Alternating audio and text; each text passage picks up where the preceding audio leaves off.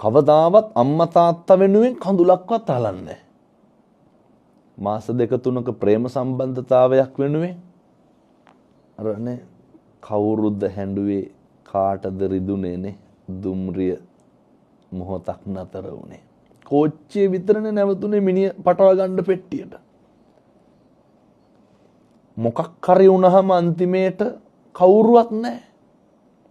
ප්‍රේම සම්බන්ධතාවයේ තියාගන්න මතක තියාගන්න වෙනස් වෙනවා කියලා.